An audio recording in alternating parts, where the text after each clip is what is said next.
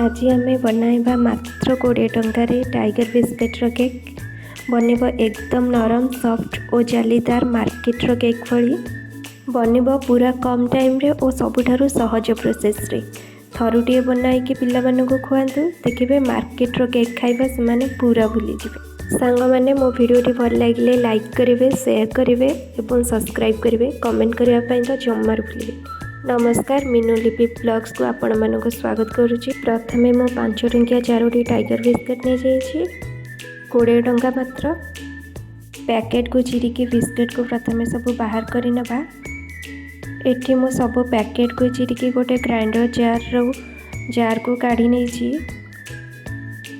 यही cake T अल्प time भितर हो आपण मानकर बिल्कुल टाइम नष्ट हेनी।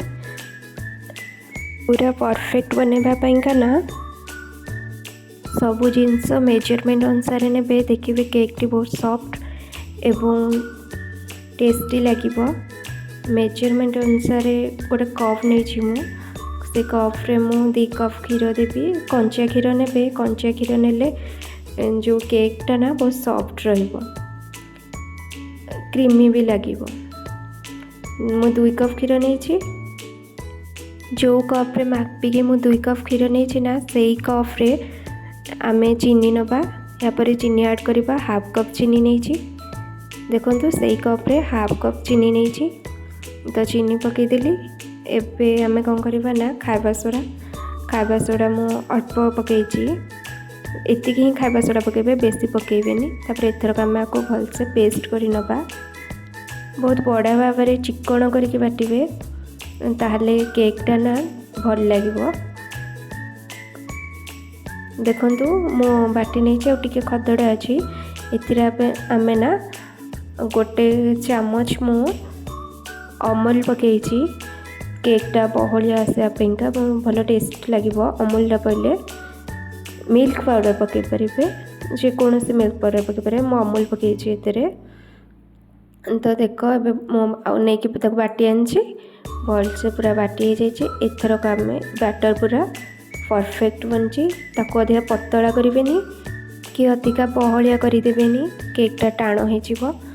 तो देखो मुझे देखई दूची केमतिका रखी मु एमतिका ही रखिए। एतिकी पानिया रखिए बेसी पानिया करें कि बेसी बहलिया करें केकटा भल लगेनि। ये बैटर को ना आम एथरक गोटे जगार काढ़ीदबा।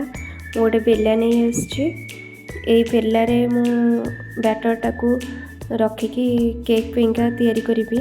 एतिरे आमे तेल दबा। अल्प तेल पकेबे हाफ चम्मच पाखापाखि तेल पकेबे। ताको तेल पके कौन करेंगे ना भलसे गुड़े ने हाथ में ना ताको भलसे मिसई देवे ता चारिपट जमती केकटा पर लगनी कि अधिका ताती जीवनी धीरे छाड़ीज भलसे सेमतिका ही गुड़े ने। मु हाथ में गुड़े नहीं आपण चाहिए ताको ब्रश रे गुड़े पारे।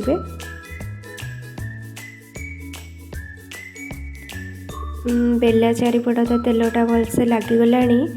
एथरक आम कौन करवा ना जो बैटरटा बाटिकी रखीचे ताको ये अजाड़ी दबा। देखिक अजाड़े साइड फाइड लगेबेनी असना देखा ताको अजाड़ी देला परे ना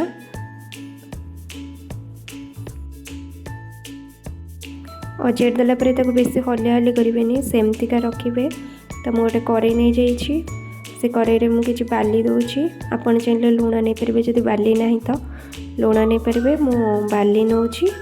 से बाली उपर आम रखा बैटरटा जो केकटा प्रस्तुत करने जो बेलारे रखीचे बैटरटा से बैटरटा को रखा ता ऊपर रखिकिना गैस को ऑन करने भी।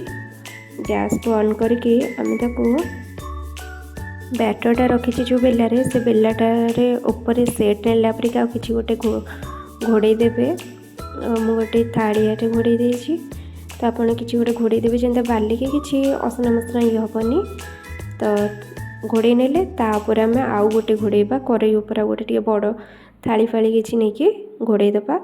घोड़े देला परे ना 15-20 मिनट खंडे ताको घोड़े रखा। देखंतु मो 15-20 मिनट हो जाए। आम देखा केकटा हो गला कि ना बेसी टाइम लगभग अल्प टाइम भितर हो। तो मत लगुच कि केकटा हो गला। मो हाथ मारिक देखी नौची हाँ हो गलानी साइडर को भी छाड़गलानी एबे आमे ताकू ना काढ़ीदबा ताती थी खाली हाथ में काढ़ी हाथ ताती जीव ना गोटे धरिकी काढ़ी नेबे मु गोटे प्लेट को काढ़ी नौ प्लेट को काढ़ी आपण मानक देखेबी केक टी केमती हेची। तो देखंतु प्लेट को मु काढ़ी नौ केकटा ना छाड़ी जीव तेलटा लगे जेहेतु केकटा बड़ा से छाड़ी जीव।